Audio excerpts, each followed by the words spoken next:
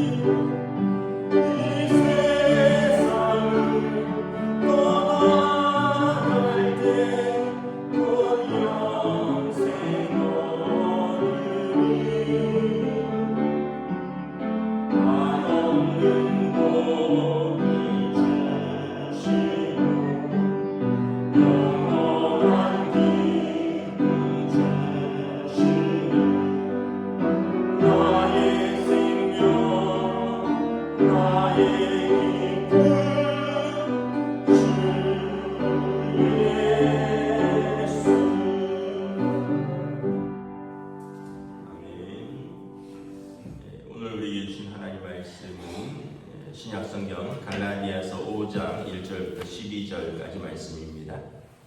갈라디아서 5장 1절부터 12절까지 말씀입니다. 다 찾으신 줄 알고 저희 분들이 한 절씩 교도하도록 하겠습니다. 그리스도께서 우리를 자유롭게 하시려고 자유를 주셨으니 그러므로 굳건하게 서서 다시는 종의 멍에를 매지 말라. 보라 바울은 너희에게 말하노니 너희가 만일 할례를 받으면 그리스도께서 너희에게 아무 유익이 없으리라. 내가 할례를 받는 각 사람에게 다시 증언하노니 그는 율법 전체를 행할 의무를 가진 자라. 율법 안에서 의롭다함을 얻으려 하는 너희는 그리스도에게서 끊어지고 은혜에서 떨어진 자로다. 우리가 성령으로 믿음을 따라 의의 소망을 기다리노니 그리스도 예수 안에는 할례나 무할례나 필요이 없으되 사랑으로서 역사하는 믿음뿐이니라.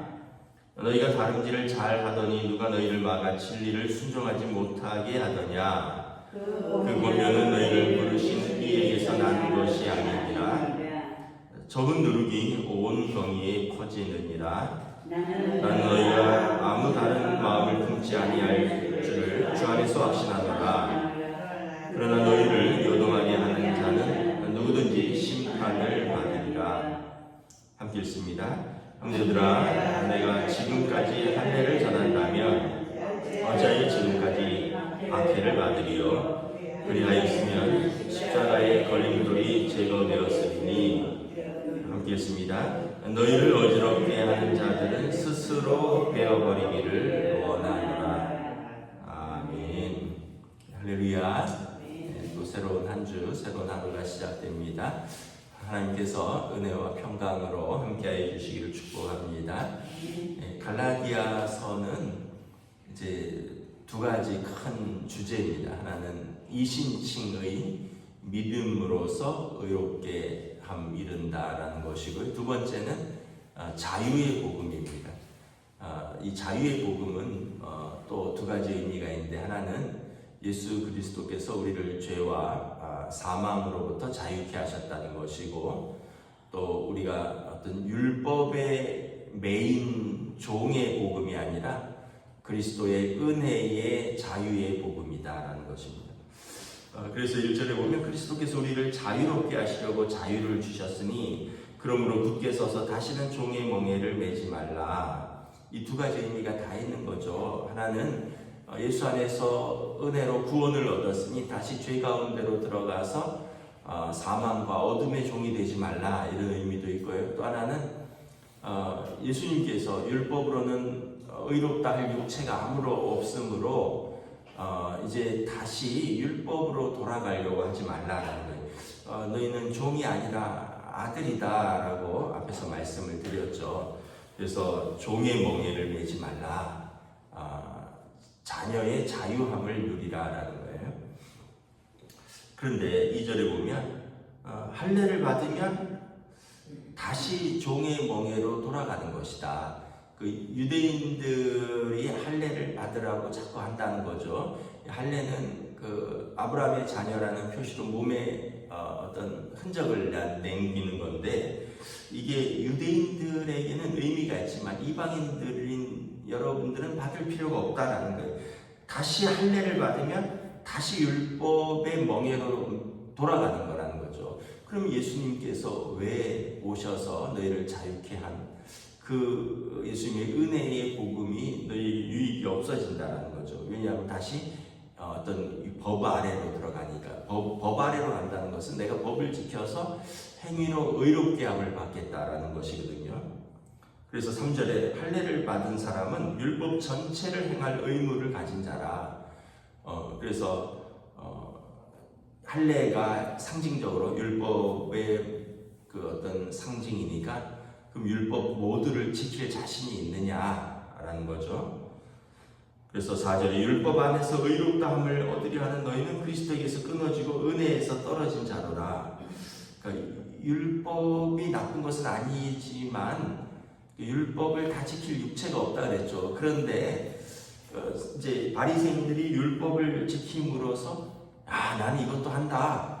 그래서 이제 다시 공로주의로 돌아가는 거죠.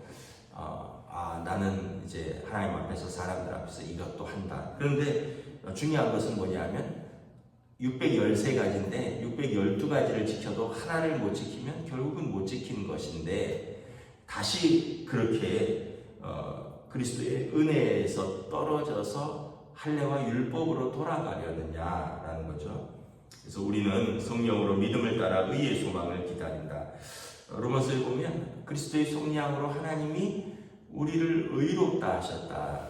그래서 우리는 성령으로 말미암아 그리스도를 믿는 믿음으로 의롭다함을 얻는 소망을 가진 자입니다.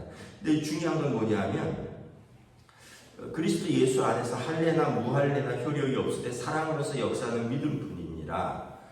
여기 아주 이게 핵심입니다. 유대인들은 할례를 받고 이방인들은 할례를 안 받는 것, 이게 중요한 게 아니라 예수 안에서 사랑으로 역사하는 믿음이라는 거죠. 또 이방인들이 오해하는 것이 믿음이 있으니까 나는 그러면 아무렇게나 해도 된다. 이거는 또 오해라는 거죠. 믿음이 있으면 사랑으로 역사가 필요하다는 거예요. 이 종교개혁 어제 정신을 말씀드렸는데 오직 믿음으로 하니까 사람들이 나는 믿음이 있다 하고는 자기 마음대로 산다는 거예요. 이거를 이제 루터도 그렇고 보네코도 그렇고 종교개혁 정신을 잘못 이해한 거다. 믿음이 있으면 오히려 더 사랑으로 역사해야 된다. 사랑으로 순종해야 된다. 믿음이 있기 때문에 나는 내 마음대로 한다라는 거는 본회포 목사님은 뭐라 그랬냐면 싸구려 믿음이다 이렇게 이야기를 한 거예요. 그러니까 믿음이 있기 때문에 더 하나님 앞에서 사람들 앞에서 사랑으로 역사해야 된다는 거예요. 유대인들은 율법으로 법으로 뭘 하려고 하지만 우리는 법이나 의무가 아니라 사랑으로 역사하는 믿음이라는 거예요. 종들은 무서워서 매 맞을까봐 순종하지만 아들은 사랑하여서 순종한다는 거죠. 아버지를 기쁘게 하기 위해서 순종한다는 거죠. 이 똑같은 거예요. 그래서 그리스도 예수 안에서 자유케 됐으니까 나는 뭐 안 지켜도 되고 내 마음대로 하겠다는 게 아니라 오히려 우리는 할례나 무할례가 아니라 믿음으로 사랑으로 역사하는 믿음이라. 그래서 오히려 바울 사도는 더 너희가 사랑으로 순종하라라고 말했고 예수님께서도 너희 의가 바리새인의 의보다 더 나아야 된다라고 말씀을 하신 것이죠. 그래서 우리가 이제 중요한 것은 예수님 때문에 우리가 자유의 복음을 얻었으니까 나는 자유다, 내 마음대로 한다 이렇게 생각하면 오히려 아직 미성숙한 사람이라는 거예요. 우리는 오히려 율법을 가진 자보다 더 사랑으로 역사하는 믿음을 가진 자다라는 거예요. 7절에 보면 너희가 다름질을 잘하더니 누가 너희를 막아 진리를 순종하지 못하게 하더냐. 다름질은 이 믿음의 경주를 잘하고 있었는데 누가 너희를 막아서 순종하지 못하게 했다는 거죠. 그 유대에서 온 율법주의자들이라 그랬죠. 그 사람들이 예수 그리스도를 믿는 믿음 안에서 신앙생활 잘하고 있었는데 너네 할례를 받아라. 613가지를 지켜야 된다. 그래서 그들로 하여금 순종하지 못하게 하고 그들의 믿음의 경주를 막았는데 8절에 보면 그러한 권면은 너희를 부르신 이에게서 난 것이 아니다. 이것은 예수 그리스도로부터 난 것이 아니라는 거예요. 그것은 지난 토요일 날 본문인데 자기를 추종하게 하려고 자기를 드러내려고 사람에게서 난 것이다 라는 거예요. 그러니까 율법주의자들은 내가 너희들에게 이렇게 가르쳤어. 당신들이 그것을 따름으로 나를 따르라. 이렇게 된다는 거죠. 그런데 사도 바울이 전한 이 복음은 예수님에게서 나서 예수 그리스도의 은혜의 복음이라는 것입니다. 그런데 9절에 적은 누룩이 온 동이에 퍼지는 것처럼 갈라디아 교회에 이런 어떤 복음으로부터 온 것이 아니라 율법으로부터 이루게 되는 이런 다른 복음이 마치 누룩처럼 온 동이에 퍼진다는 거예요. 그래서 여러분 나쁜 것은 삽시간에 퍼진다는 거예요.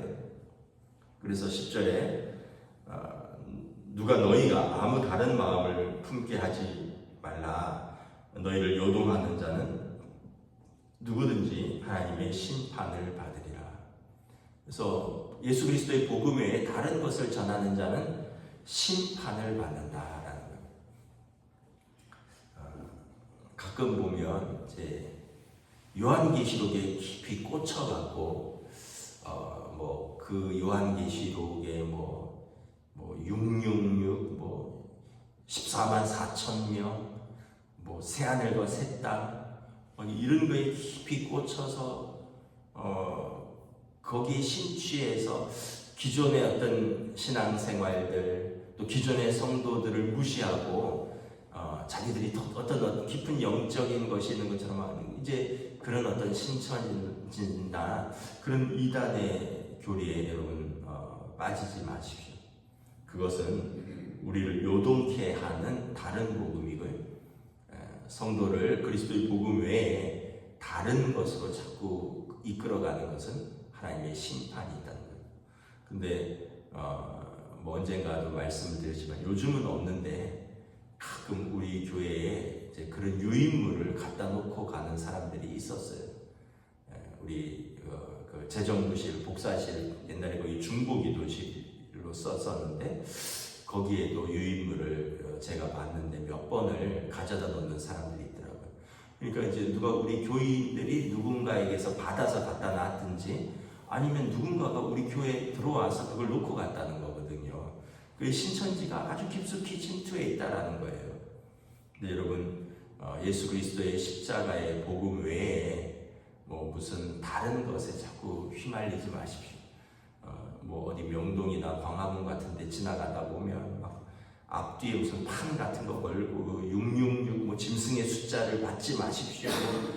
베리타스 이런 참 어디서 이상한 것들 자꾸 보고 자꾸 듣고 그걸 붙들고 사는 게 아니라 예수 그리스도의 십자가의 복음을 붙들고 사는 거예요. 그거 외에 여러분 지금 와서 그 한때 이제 그런 게 유행이었는데 여러분 우리가 지금 바코드가 다 일상이 됐잖아요. 음식을 살 때 물건을 살 때 근데 바코드를 찍으면 이제 그게 되는데 이제 그걸 오해를 해서 짐승의 숫자라고 바코드를 받지 마십시오.